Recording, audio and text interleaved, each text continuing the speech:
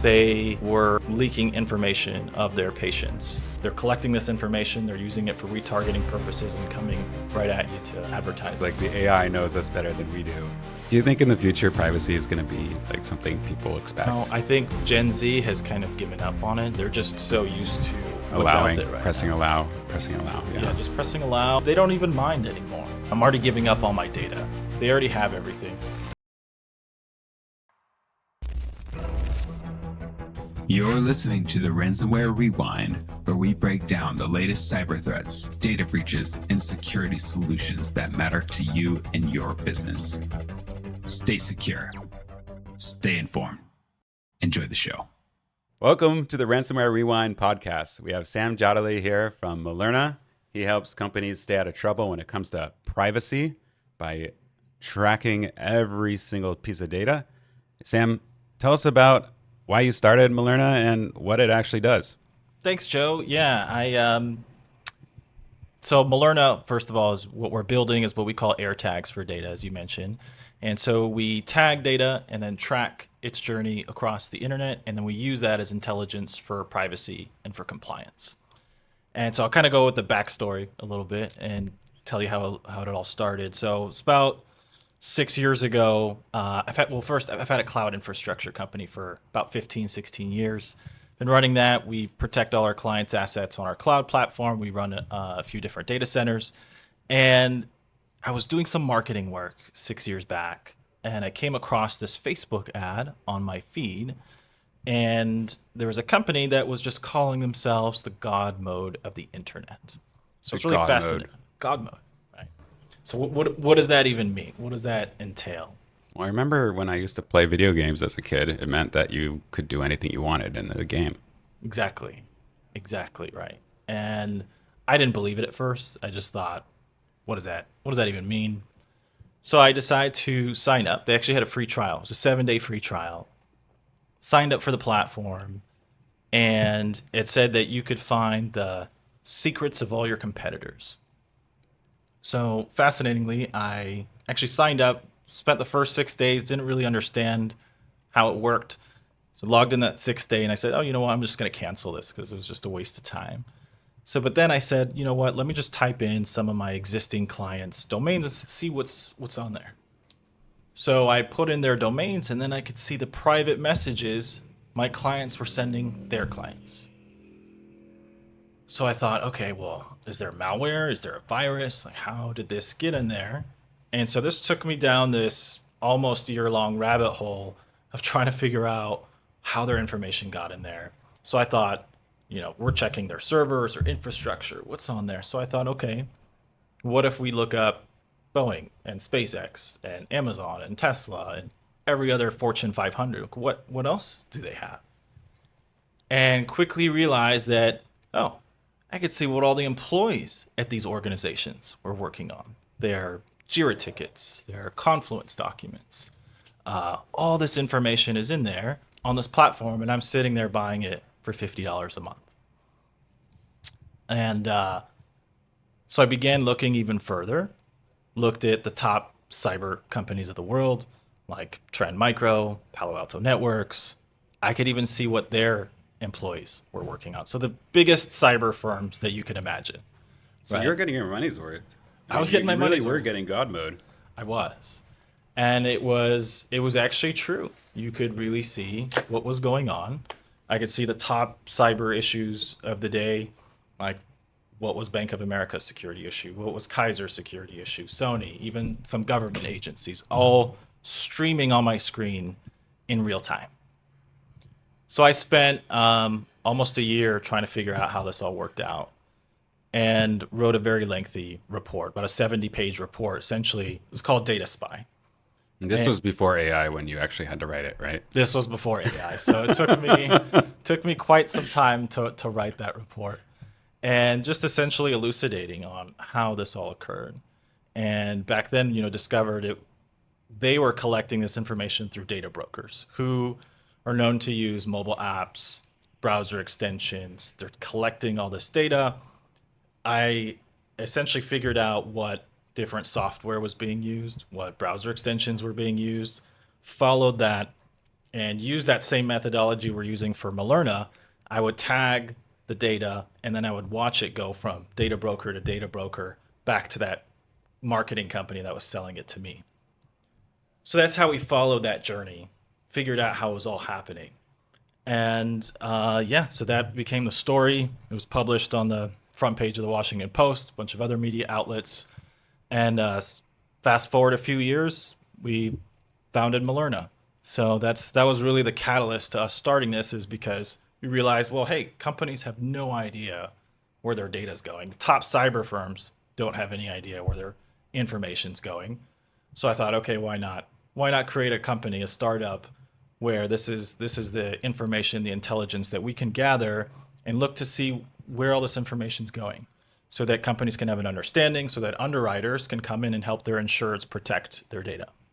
Yeah, and if you're able to get to it for $50 a month, I'm sure Russia, China, any of the U.S. enemies can look at that data too. And companies like Solar Turbines and Lockheed, or any of these government contractors. I mean, first of all, if they're working for the government, they shouldn't be sending information out, whether they know about it or not. And then, because they could get, sued or have regulatory issues with the government, lose big contracts.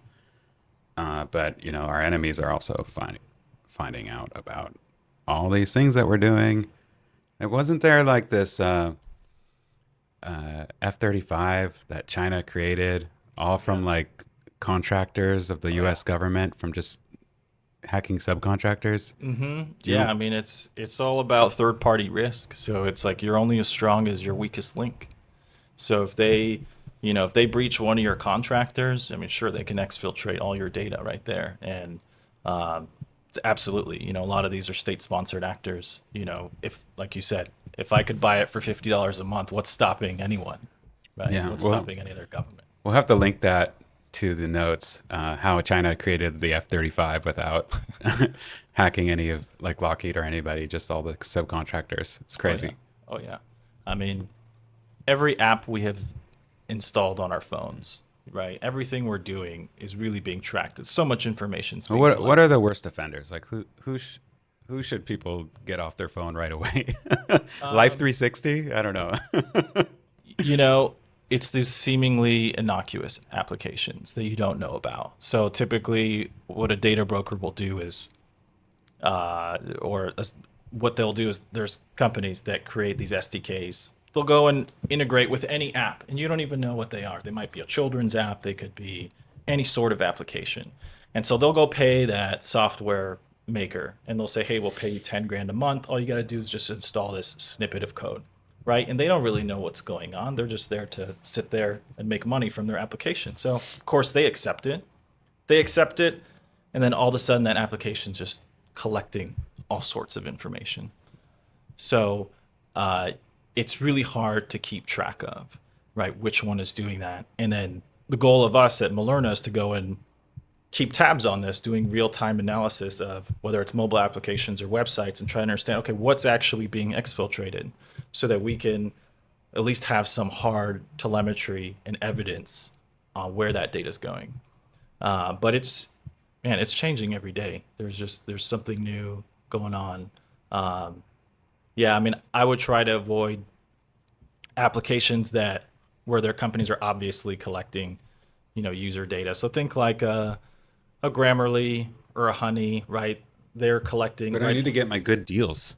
You got to get your good deals. Yeah. Somehow, right? So it's like we're giving up all our conveniences. Right. Yeah. And Do you think in the future privacy is going to be like something people expect?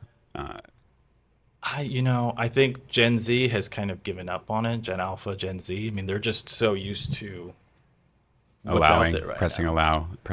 Yeah. Yeah, just pressing allow, and they don't even mind anymore. I think the younger generation is just sitting there thinking, well, I'm already giving up all my data. They already have everything. Photos are being taken everywhere, and so I think it's just become the norm for them. There's nothing that's unusual anymore. And I think with all the Do you think that's, conveniences we have now, Do you think that's a lack of education? I think part of it's a lack of education. they know it's being collected, but the problem is they don't understand the impact, right? They don't understand, oh, like somebody can come in and identify you, or just by the few different metadata that's being collected on you, right? Um, so I think it's partially lack of education, but they don't understand the impact, and they just don't think anything's going to happen to them, right? So Well, as it definitely affects your wallet, right? Because like advertisers are getting this information, and you're getting. It looks like mind control when, you are being presented with something that you want at the time you are ready to buy it, and you didn't talk to anybody about this. Like, wasn't there a story about Meta getting like health data and then advertising it back to people? Do you remember that? Oh yeah. There's several, I'm sure, examples of that. One of them I know is a telehealth company, right? They were leaking information of their patients. And so what happens was you go to this telehealth company and you would say, okay, here are my symptoms, right? You say, okay, say if it was a mental health company, say it's, oh, okay, I have panic attacks or depression or what have you, right? And you go in and you type this into an intake form, and say you've never told anyone else this information before. This is how it was all figured out. Somebody went in, never typed this anywhere before. They put it into that patient intake form, and then the next day you're on LinkedIn or Facebook and you start receiving ads, right? So you'll be getting, oh, do you have panic attacks? Do you have depression? Oh, come see this physician, come see this doctor, this therapist, etc. So that's how they were able to figure it out. And Facebook, right? That's what with all this pixel tracking litigation's coming about, is because they're collecting this information, they're using it for retargeting purposes and coming right at you to advertise. Wow. Yeah, I remember it was probably like 10 years ago when things started getting weird. A woman was targeted with pregnancy ads before she had told anybody that she was pregnant. That's right. I think that was at Target. Uh-huh. Yeah, it was at Target. I think I don't know if it was her father or who it was, but they got a flyer in the mail for like newborn clothing, and so I think they knew before anyone else. Yeah. And we all think that we have a lot of agency, and in a sense we do, and we can save our money and not spend money if we see ads. But when we're like typing stuff into AI, and AI is like looking at what we're doing all the time, where we are, and they have all this information, we are almost powerless to not buy these things, because like the AI knows us better than we do. Yeah. And they will hit us at these weird times. Like I've heard of people like being targeted when they like feel depressed for certain products that will make them feel better. Oh yeah. And I know we're a consumerism society, but buying things will never fill that hole inside. But that's what AI is telling us, or these advertising are telling us that we need. And yes, we'll buy something, somebody will make money somewhere, but it's not helping us as a society. No, absolutely not. And I think it's going to get much worse, much even more targeted. I can't even fathom how that's possible right now. I already feel so targeted, but just imagine now with the advent of AI and all of the collection that's happening and using that power of AI, they're going to be able to target us in ways that we can't even comprehend right now. So it's incredibly pervasive. And AI can process so much data so quickly, give that to you in milliseconds, and you are going to be receiving all kinds of ads. So if you just think of something, right, you may get that ad. That's the level that Right. we are getting at now.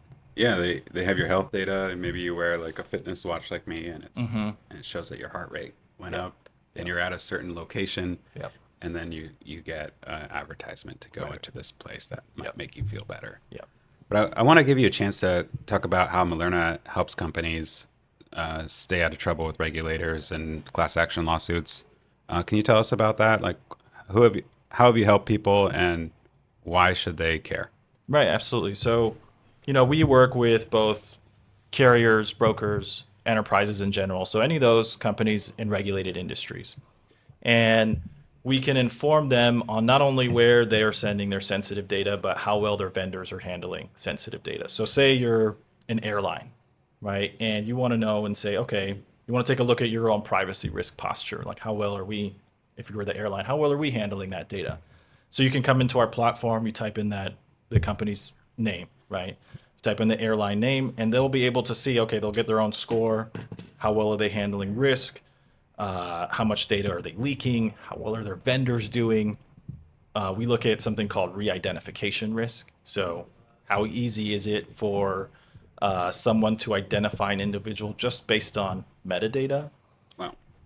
And then we'll look at the raw data, the evidence, and we'll say, okay, where is this airline sending their passenger names, right? Where they're sending, say, their login information, their searches, right? So say if I'm searching for a flight from, LAX to DC, right, with these specific dates, who's getting that information? And sometimes it's not just the airline. There's lots of different data brokers, marketing companies, advertisers, just getting those metadata points, right? Wow. And so we can tell them and we can say, oh, by the way, did you know that you're sending your passenger names to these 15 different destinations? And more often than not, I would say 95% of the time, these companies have no idea that they're doing that. And so Right. typically it's a pixel or session replay system, something that's coming in, collecting all that information, and it's being essentially disseminated to all these different endpoints. So it's a major risk, right? So we get to help these companies avoid, regulatory fines, lawsuits. We get to inform them of that.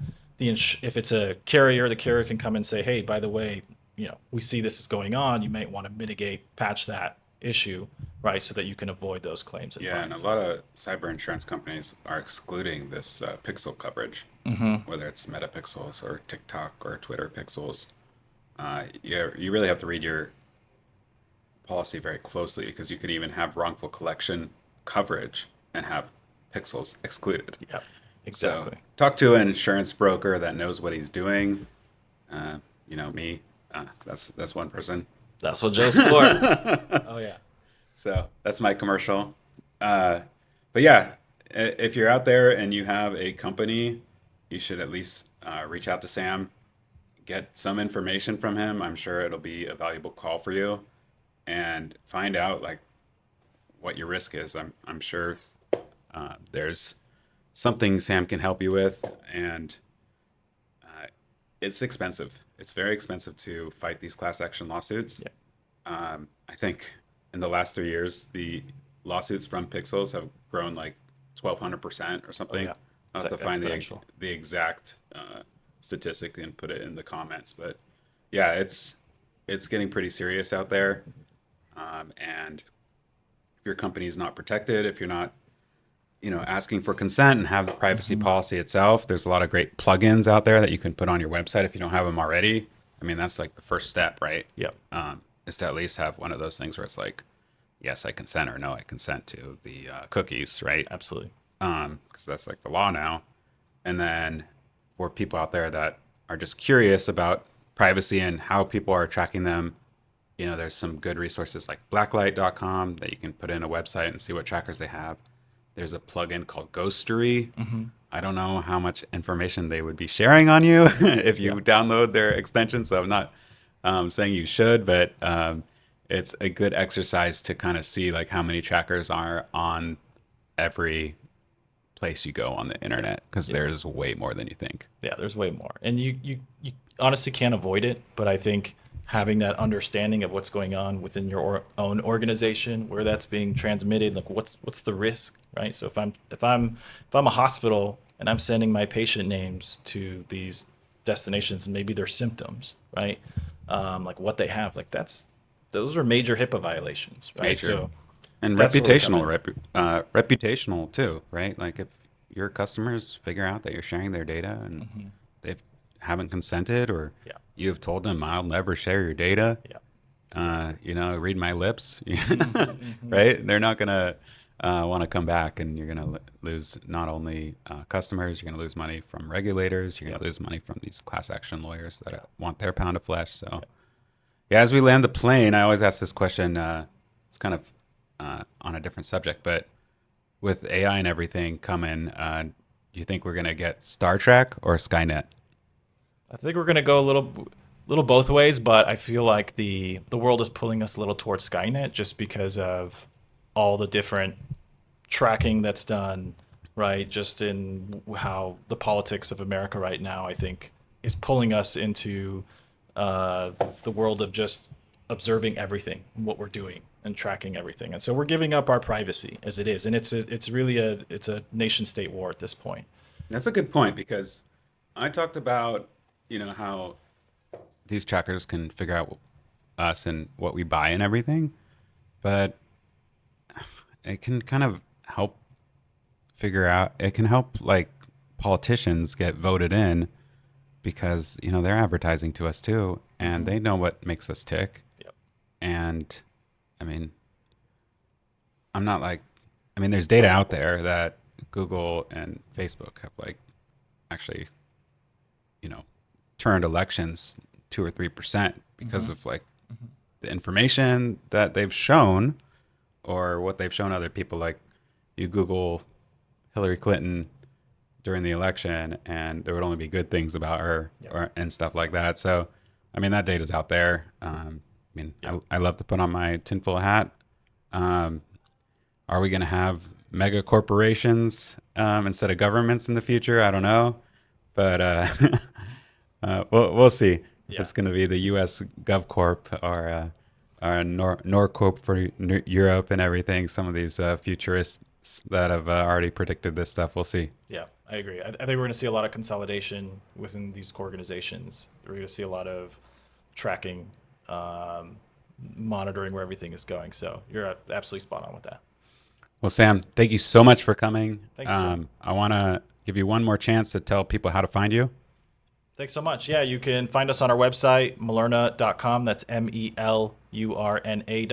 You can always email me, Sam@Melurna.com, or you can add me on LinkedIn. Awesome. Yeah, thanks for coming in. Thanks, everyone, for listening. Don't forget to like, subscribe, comment. We answer all our comments. Of course, we only get like 1 or 2, so it's pretty easy. Thanks so much. But we really appreciate you coming. Of course. Thanks for having me, Joe. All right. Awesome.